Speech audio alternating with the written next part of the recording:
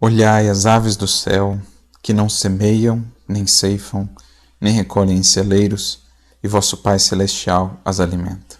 Não valeis muito mais do que elas? Examinai os lírios do campo como crescem, não labutam nem fiam.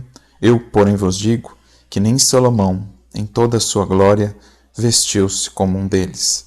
Se a erva do campo, que hoje existe e amanhã lançada ao forno, Deus assim as veste, muito mais a vós, homens de pouca fé. Mateus, capítulo 6, versículo 26, 28 a 30.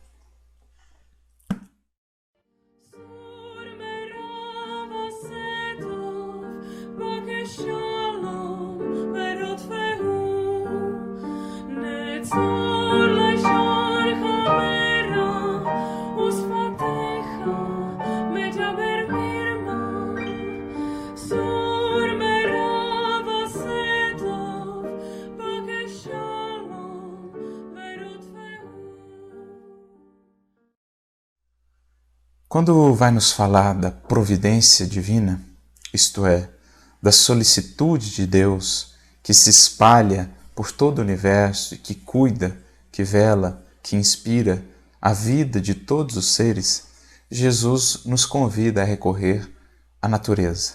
Nos convida a voltarmos o nosso olhar para a natureza. Uma mensagem profundamente atual, talvez hoje mais atual até do que naqueles tempos, porque hoje, nesse mundo urbano, nesse mundo veloz, nesse mundo virtual, muitas vezes vivemos completamente desconectados dessa realidade da natureza, dos seus processos, dos seus tempos, das suas lições.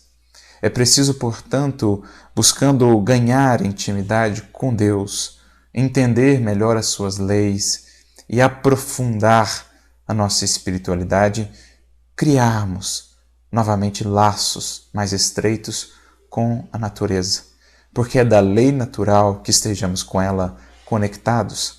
Não é natural nos afastarmos da natureza.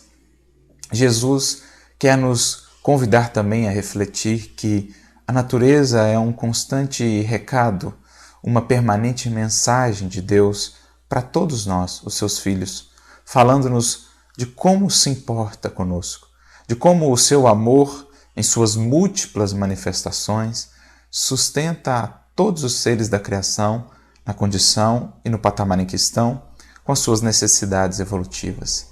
Quer nos falar desse amor e dessa misericórdia imensos que espalham, que semeiam em toda parte esses lembretes que nos reforçam a esperança, que nos reforçam a fé, que fazem-nos ver de que não estamos a sós, não estamos abandonados, que por mais difíceis sejam as tempestades, as noites, o sol sempre volta com o canto dos pássaros, alentando a esperança, falando-nos de recomeço, que por mais difícil seja o inverno com a sua neve, que mata as flores, que seca as árvores, sempre vem depois a primavera, porque se a neve e as tempestades matam as flores, nada podem contra as sementes, e a primavera vem, trazendo novamente a beleza dos lírios, das rosas, das petúnias, enfim, todas as cores, perfumes e belezas da primavera que nos falam desse eterno recomeçar. Então, se quisermos realmente entender qual é esse carinho da providência para com cada um de nós, olhemos a natureza, como Deus cuida de uma flor, dando-lhe o espinho que protege, mas dando-lhe também a beleza que faz com que os outros seres a busquem e que polinizem, fazendo, portanto, que a vida continue e siga o seu caminho. Olhemos para os pássaros que, não importa a tempestade, sempre vêm no outro dia, embora tenham perdido às vezes os seus ninhos, exaltar a grandiosidade desse amor que lhes dará a oportunidade de construir novos ninhos, de recomeçar, de fazer novamente. Mas é preciso também que aprendamos com a natureza, porque se a natureza é essa mensagem constante do amor de Deus, dessa providência divina, é também um convite ao trabalho, ao entendimento das leis, porque a providência só se consolida realmente em nossas vidas quando encontra em nós a cooperação humana. Providência divina e cooperação humana devem estar sempre alinhadas para que a vida prospere, para que o progresso se efetue. Porque muitas vezes fazemos uma leitura errada dessa passagem de Jesus, achando que então o que nos compete apenas é ser como os pássaros e os lírios numa visão superficial, estarmos ali parados que Deus fará todo o resto com o seu amparo. Mas nos esquecemos do trabalho que os pássaros têm, do trabalho que os lírios têm e que cumprem na criação divina. Os pássaros, por exemplo, não guardam para si mesmos, não semeiam, nem ceifam, mas não deixam de espalhar as sementes por onde passam, não deixam de polinizar, não deixam de contribuir para o progresso, para a manutenção da vida. Os pássaros, apesar das lutas, das dores, das tempestades e das noites, sempre retornam pelas manhãs cantando, exaltando a gratidão pela vida, exaltando a grandiosidade desse amor de Deus e, portanto, inspirando nos corações esperança, fé, renovação. Então, cumprem sim o seu papel, há a sua cooperação e, naturalmente, por meio da providência divina, seguem cumprindo e fazendo ainda mais por todos os seres. Assim também o lírio. Por vezes nos esquecemos do que os lírios fazem. São assim vestidos por Deus, mas semeiam melhor, crescem, florescem onde foram plantados. Não importa que tipo de solo, de quem seja aquele solo, dão a sua beleza, a sua cor e o seu perfume a todos que passam, bons e maus, justos e injustos. São aqueles que, quando pisoteados, dão o seu perfume àqueles mesmos que foram seus algozes, ou mesmo quando arrancados do solo onde estavam, seguem ainda mantendo a vida por um tempo, alimentando de esperança, de beleza, aqueles mesmos que foram seus carrascos. Qual de nós está disposto a servir assim como um lírio, a servir assim como os pássaros? É o que Emmanuel vai nos dizer, por exemplo, no livro Vinha de Luz, capítulo 152, quando comenta acerca dos lírios. Então veja, há também o esforço deles, para que a providência encontre em nós a disposição, a boa vontade e alimente em nós essa chama, para que sigamos iluminando caminhos, a começar pelo nosso próprio.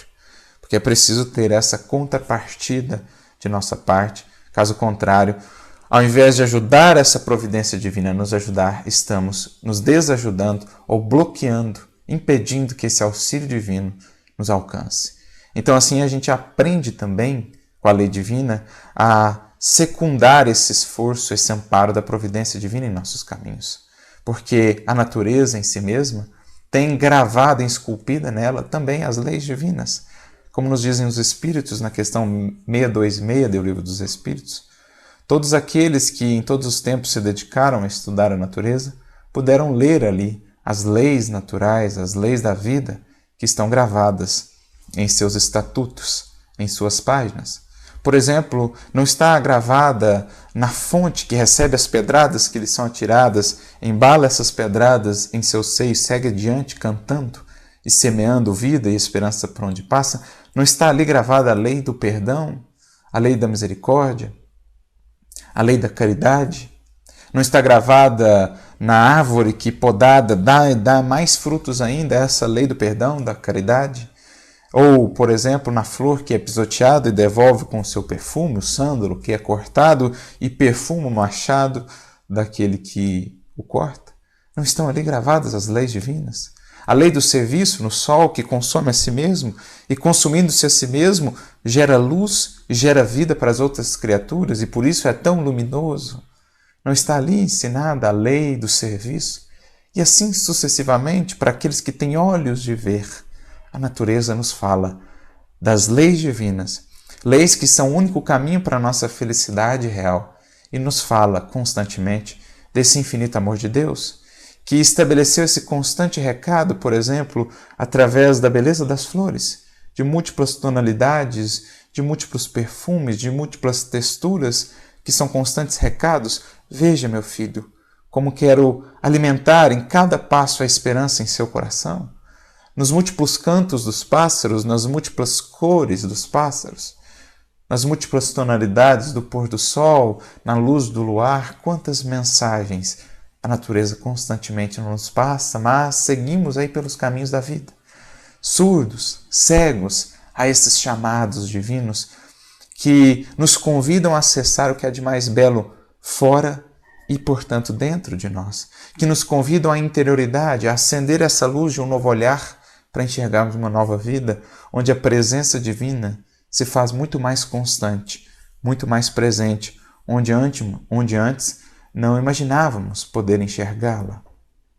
É isso que Jesus está nos dizendo com essas simples lições, com essa simples fala: olhai as aves, examinai os lírios. Nesses tempos modernos, de um mundo tão conectado, de um mundo tão veloz, de um mundo tão virtual, de um mundo tão urbano, como nos esquecemos disso? Como precisamos disso?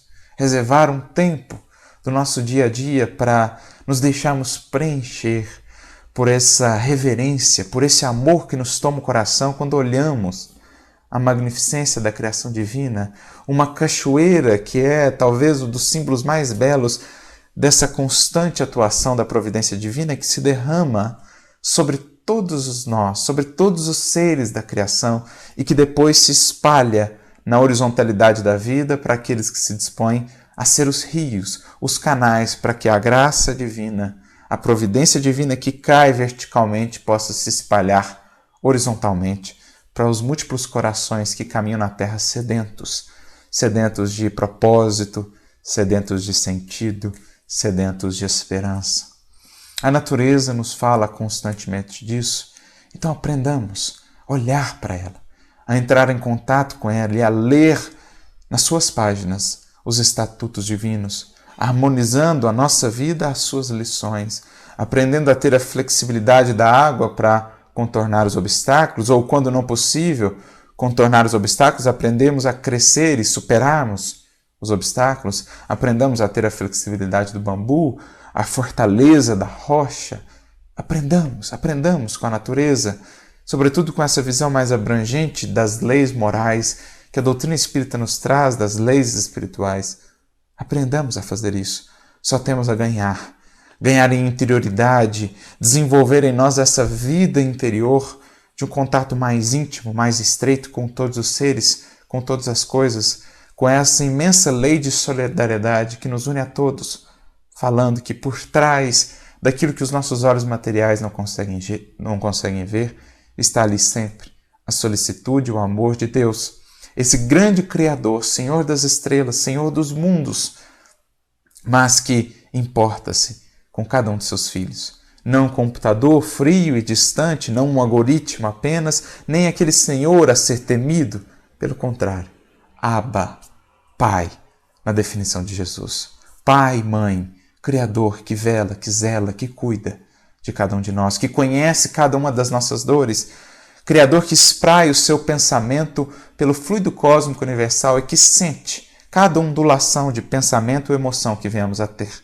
Essa ondulação que, vamos dizer, influencia, que cria um abalo, que cria uma influência nessa força nervosa do todo sábio, na definição de André Luiz, que é o fluido cósmico, e que faz com que ele sinta e saiba, mesmo antes de nós identificarmos o que sentimos, e que ele move, portanto, todos os seus recursos em prol do nosso auxílio. Mas é preciso desenvolver os nossos sentidos e faculdades de perceber esse auxílio. Isso fazemos através do amor, através do estudo, através do contato e da comunhão com essa natureza, olhando as árvores, examinando os lírios, sentindo-nos mais integrados nessa grande criação e percebendo a presença que fala conosco, que sussurra em nossos ouvidos, sem palavras: faça-se luz, eu estou aqui, eu estou contigo. É disso que Jesus nos fala, que possamos investir nisso e perceber essa presença que nos traz uma imensa força para seguir adiante apesar de todas as lutas, porque então temos a certeza, e mais do que isso, sentimos a presença dessa força que nos inspira, que nos estimula a seguir sempre adiante, em direção aos destinos belíssimos, infinitos, que nos aguardam. Fica aí a reflexão para todos nós, no retorno, nessa terceira temporada da série Pelos Caminhos do Evangelho. Que Jesus siga nos inspirando e nos iluminando sempre nesta caminhada. Muita paz a todos. Paz e bem.